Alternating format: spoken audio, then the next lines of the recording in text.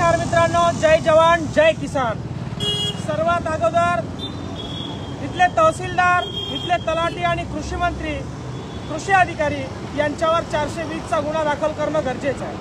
शेतकऱ्यांना सरसकट 31,000 कोटीची मदत या देवेंद्र फडणवीस सरकारने जाहीर केली, मात्र ज्यांच्या सातबाऱ्याला पाणी आहे, ज्यांच्या सातबाऱ्याला विहीर आहे, ज्यांची बागायत जमीन आहे, त्यांना देखील 8,500 ची रक्कम हे सरकार देत आहे।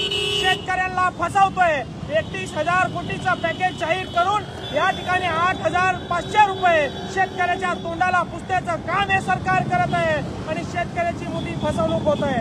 बागायतदार जमीन असताना देखील, शेतकऱ्याच्या विहिरीला सातबाऱ्याला पाणी असताना देखील कोरडवाहू म्हणून 8,500 ची रक्कम देवेंद्र फसवणीच देत आहे आणि विरोधक देखील शांततेने हे बघत आहे। तिकडे सन्माननीय बच्चू कडू साहेब आंदोलन करत असताना विरोधक शांत बसलेले आहे। विरोधक कुठेतरी बघ्याची भूमिका घेत आहे। सरकार वारंवार शेतकऱ्यांना फसवत आहे। ज्या शेतकऱ्याच्या सातबाऱ्याला पाणी आहे, स्वतः सरकारने विहीर दिली आहे 5 लाखाची, स्वतः सरकारने ओला केलाय सातबारा, स्वतः सरकारने सातबाऱ्यावर विहीर दिली आहे आणि त्या विहिरीला कोरडवाहू म्हणून 8,500 रुपयाची बोलवण या ठिकाणी हे सरकार करत आहे।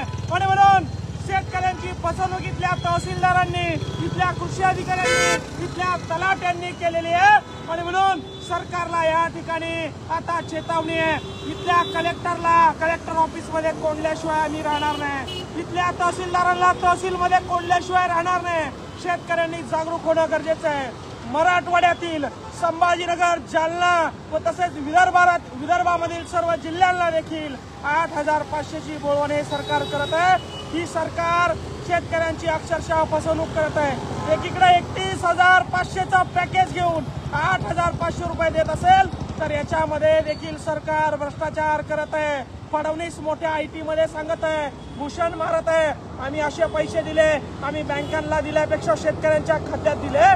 पण ज्या शेतकऱ्याच्या सातबाऱ्याला तुम्ही विहीर लावली आहे, जो शेतकरी बागायतदार आहे, ज्याला 27,500 मिळायला पाहिजे, त्याला देखील या ठिकाणी 8,500 मिळत आहेत।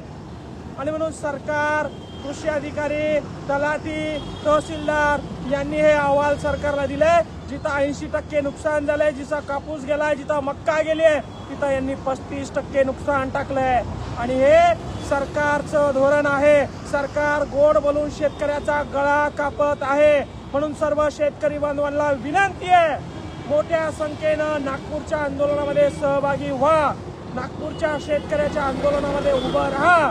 जातीच्या पक्षाच्या आंदोलनाला आपण जातो, शेतीसाठी, मातीसाठी, बापासाठी उभं केलेलं हे आंदोलन आहे। आपण सगळ्यांनी या आंदोलनामध्ये सहभागी व्हावं। धन्यवाद। जय जवान जय किसान।